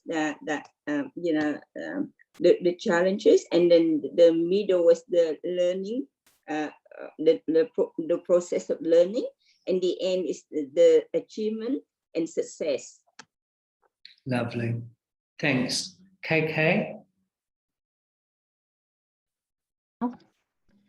I actually developed a personal goal after listening to my partner's story.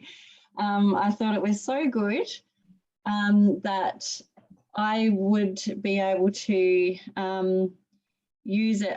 My story would be different, obviously, but it gave me some really good ideas to develop a story of how I can help others with that same topic that we were talking about and listening to. Yeah.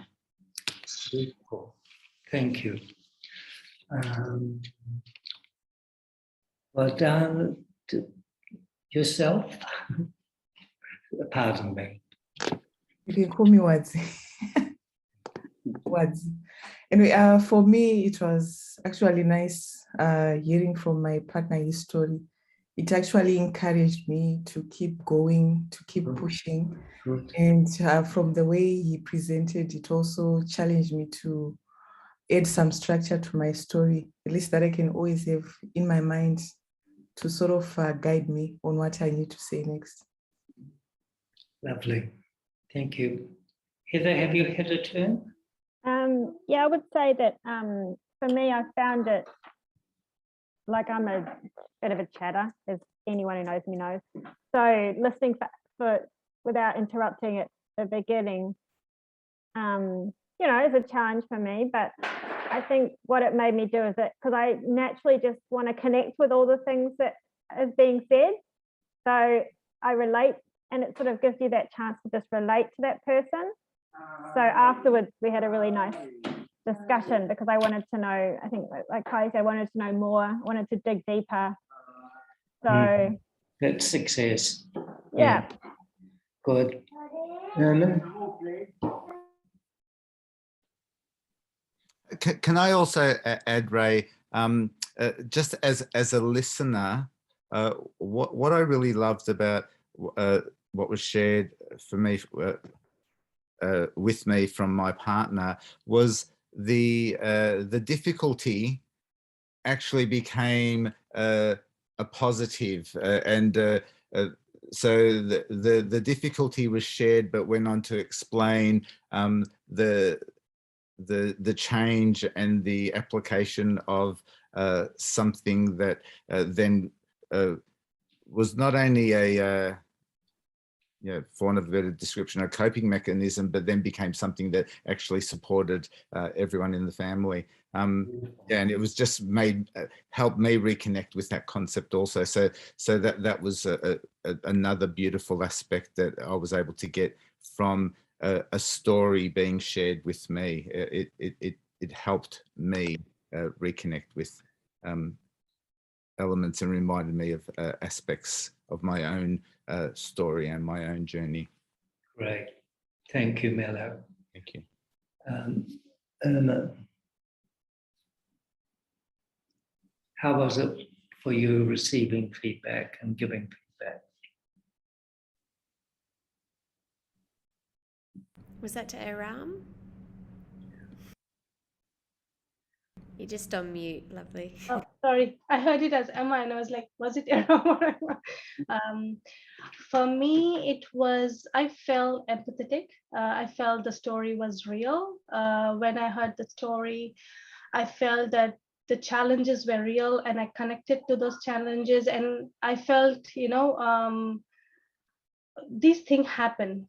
You know, the things that she was sharing or my partner was sharing, it happens in everyone's life and it's okay to happen, but how we can focus on the positives. So that's my learning. And also it was like good self-reflecting time for us as a listener. Yes. To see that the challenges that we have in our daily lives are real. And yeah, that's what I wanted to say. Yeah. Thank you. That's good. Lovely. Have you had a turn, Emma? No, go for it. How was it for you? My partner, her story was something that I could really connect with because we have a similar experience with our children, even though my child's a little bit younger. But I really got from her sharing that she was a very visual storyteller, just in the way she described the things in her story. So it's something that I'll definitely take away and add to my story later to kind of set that scene, because that's the part that really connected me to her, because I could see myself in the same situations, maybe in a different way. But that visual storytelling is really important, I think. That's wonderful feedback. Thank you. Kate, have you had a turn?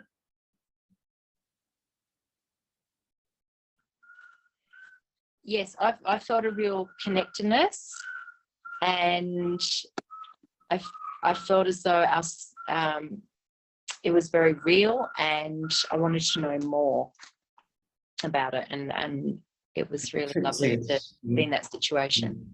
Listen. Yeah. Very good. Thank you. Is that everyone? Anyone missed?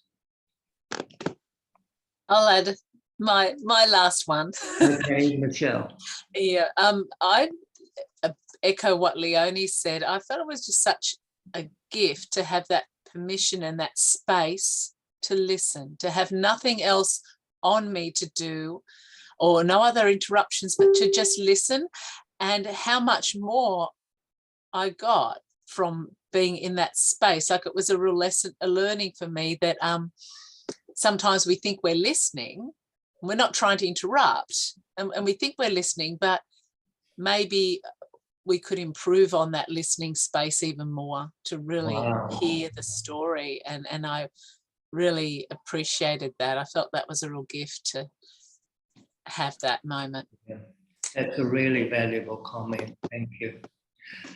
Okay, people, the time is running away on us. Thinking about your story, now think about safety. I'm asking you a question, and I'm not expecting any answers. Are you revealing unnecessary detail about yourself? In your story, did you ensure that an organization was not identified if you were maybe having slightly negative thoughts about an organization, or even positive? Although it's probably okay to say, I really like going to Plumtree, and they're the best organization in the whole world. You can say that, but no negatives. And then if you're talking about people, do you use a synonym, not use their real name? Bill, Jane, someone like that. There are some notes that you've had, and in there's something about self-care. Did you have a look at them before now?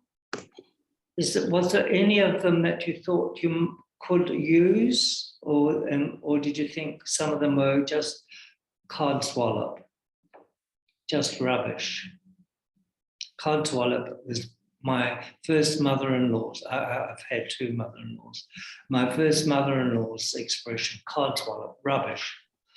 She was English. Anyway, so we're coming to the end, and for conclusion and to include evaluation, thinking about the session, the whole thing, was there something you particularly liked or learned, and how you're feeling now? Can you keep it to a short phrase or one word, or to sum up the whole thing for you in one word? Or if you can't do that, you use a phrase or no more than one sentence. Do you mind if I just, you asked about the self-care question, and I just want to say there's some important notes for me in there about accountability and being able to feel supported. You talked about, can you ring a buddy, or can you contact support people in your workplace?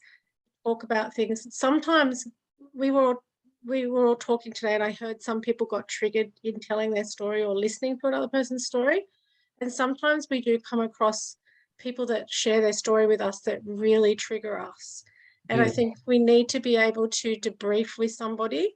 So I think it's important that we have that self-care and mental health self-care, that if we're being triggered, we identify that. And that if we feel like we can't continue in our role, we identify that. Or if we just need a break, and that we're being triggered. So I really like that you had that in the self-care, because it's really important part of the work we do, because we're here to be, helping and supporting others, but we need to make sure we're supporting ourselves too. Yeah. In other words, we have to be professional about it. Yeah. Professional parents. It's great. Thank you, Kylie. Other comments? Going back to the evaluation and wrap up.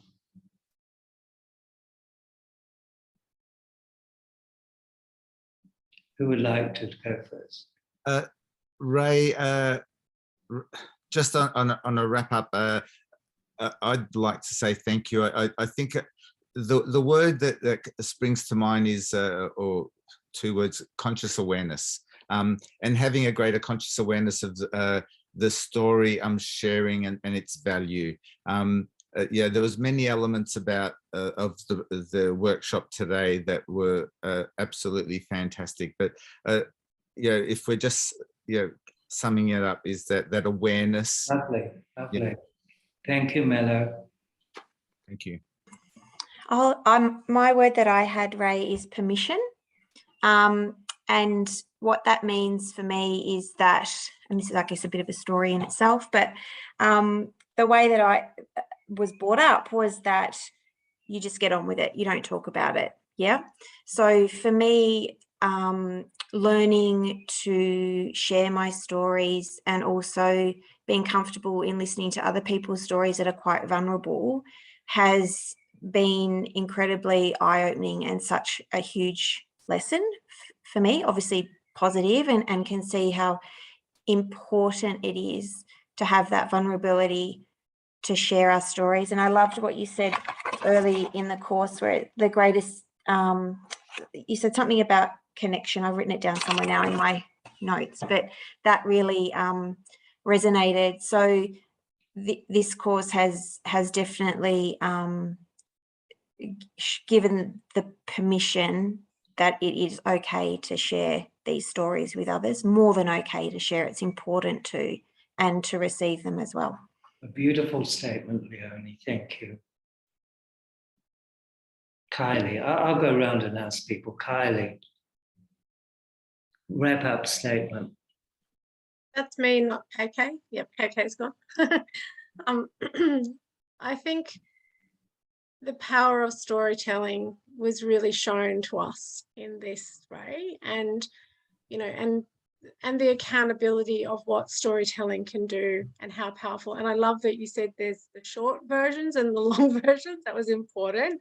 I struggle sometimes with that, but I also like that Aram said that it's when we're in the flow of a conversation with someone, we often will have moments where this is an opportunity to just share a little quick tidbit of our story, and you made that clear how we could do that. So thank you. Beautiful. Thanks, Kylie. What's our name? Got it right.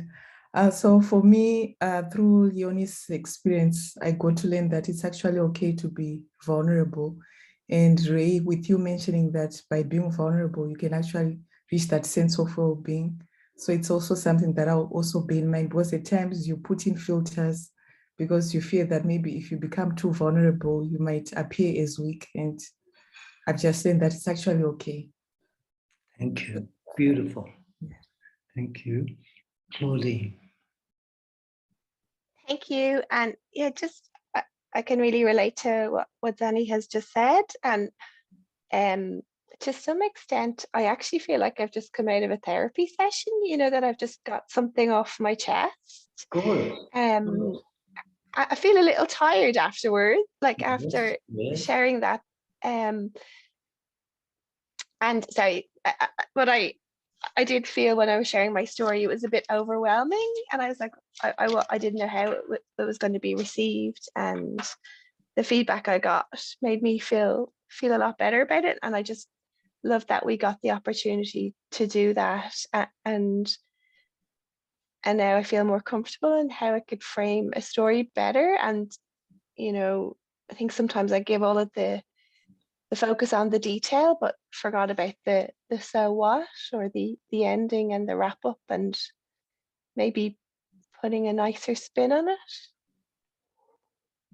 Beautiful. Lovely. Thank you. Isabel.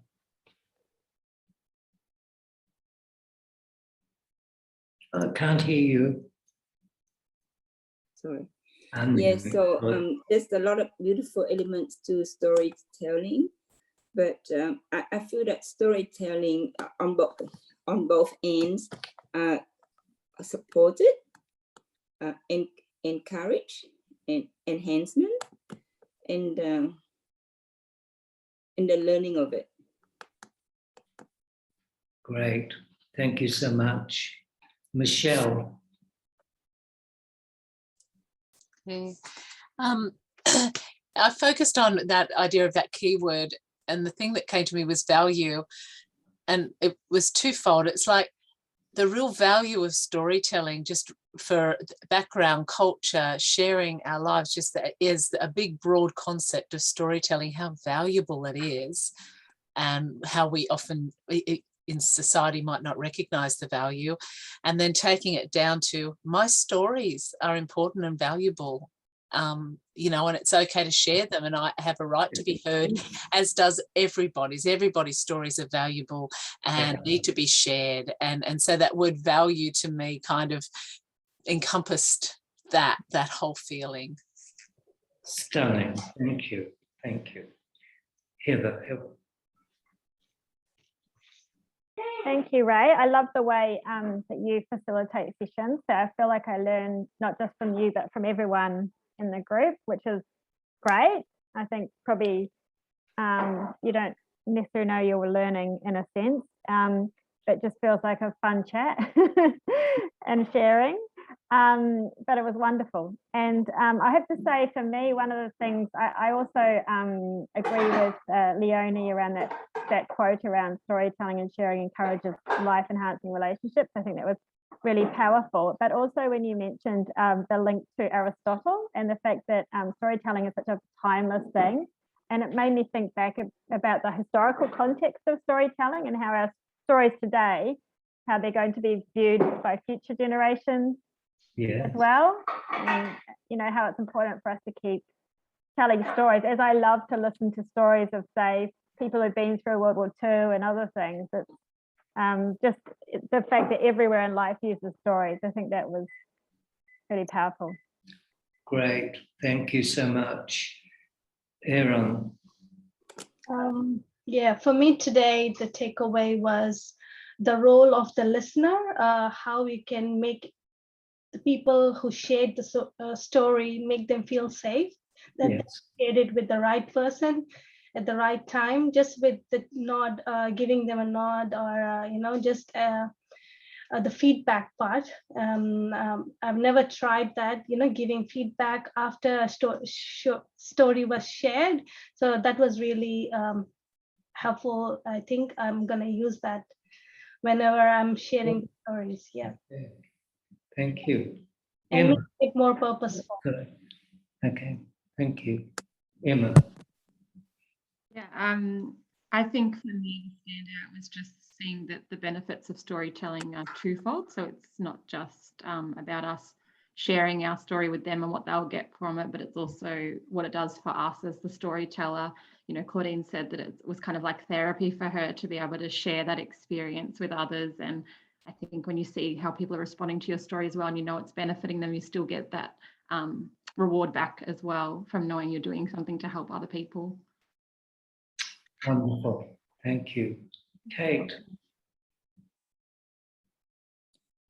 Yeah, I think storytelling sort of brings a reality to situations. It's not just telling people what to do, or, you know, quoting a medical journal, or, you know, something like that we might see in other professional kinds of fields, but it's just that reality and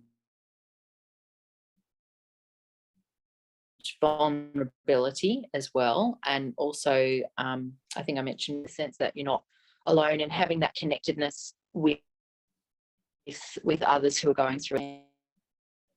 Sure. And yeah, just being able to and I think also to listen, not to always go, oh yeah, me too, or to relate to yourself so much. But even though we are going through a a similar thing. We all have such different stories to tell. True. Lovely. Thank you. Nicole, Thank you. how's the day been for you? So my word is gratitude. Not just for you, Ray, of course. I'm very grateful. Today has been, for me, watching has been amazing, and just, you know, working with you in the lead up to this as well has been, I'm really grateful for the generosity of spirit and heart that you bring to this. But I'm also grateful for every single one of you here today. I think it's a reminder of how brave you all are, how vulnerable you can all be, and you know, you're here on a Saturday at a crazy time after a crazy year, because you care and because you want to pay it forward to other people. And I'm just so grateful for every one of you. I think you're all special, and thanks to Ray for facilitating this session in such a way that we get to see everybody and what we all can bring. So Thanks, Nicole. And I'd just like to say I'm just filled with admiration for all you offered during this session. You enriched what we prepared, and it's just gorgeous and lovely. I'll ask you to read the notes and to take 5 minutes to do the reflection at the end of the notes, and to have a really lovely rest of your day and some time that's special for you all as a parent. Give yourself 5 minutes away from family, or at least, or more. But thank you for being here. Thank you for undertaking everything I asked you to do, and thank you for sharing with one another. What you do together is amazing, and I'm leaving enriched. Thank you so much. See you another time. Bye-bye. Bye. Bye. Thank you. Thank you so much, everyone. You're welcome. Thank you, everyone. Thank you. Bye. Bye. Thank you, Ray.